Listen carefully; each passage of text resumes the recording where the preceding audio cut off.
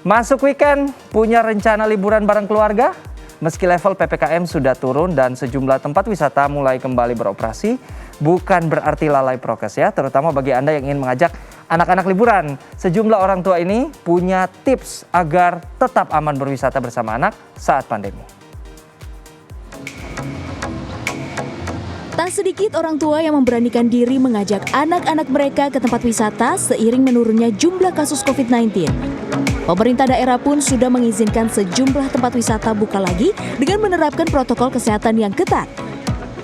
Di Kota Bandung, tempat-tempat wisata seperti Taman Superhero di Jalan Cihapit, Jalan Asia Afrika, dan Trans Studio Bandung ramai dikunjungi keluarga pada akhir pekan.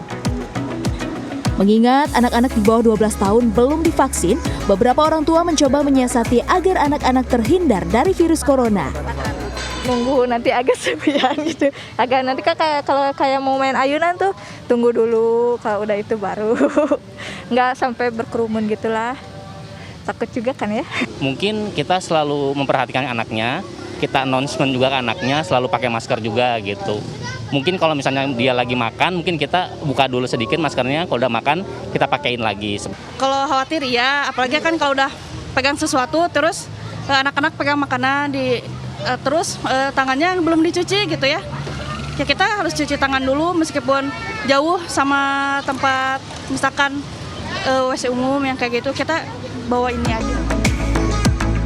Dokter spesialis anak Indra Sahril menyarankan orang tua memperhatikan tempat yang akan dikunjungi untuk berlibur. Yang pertama, kegiatan dengan tingkat risiko rendah seperti berkemah di hutan dan berwisata di alam terbuka.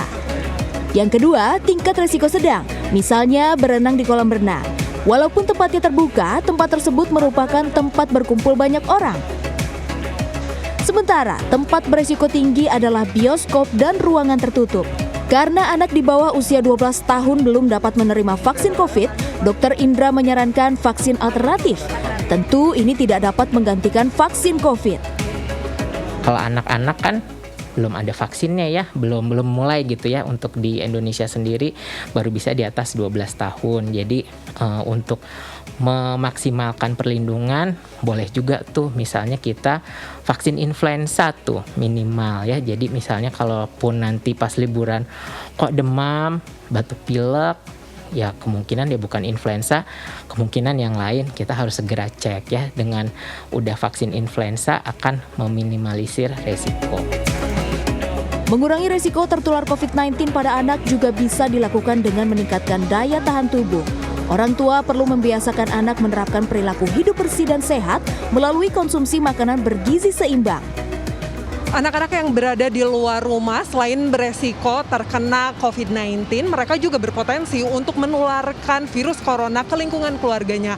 Oleh karena itu, anak-anak benar-benar harus diberikan edukasi mengenai protokol kesehatan, agar mereka mengerti bahwa protokol kesehatan ini bukan hanya menjaga diri mereka dari terpaparnya COVID-19, melainkan juga untuk menjaga lingkungan keluarganya. Mita Handayani, Kavijati, Bandung, Jawa Barat.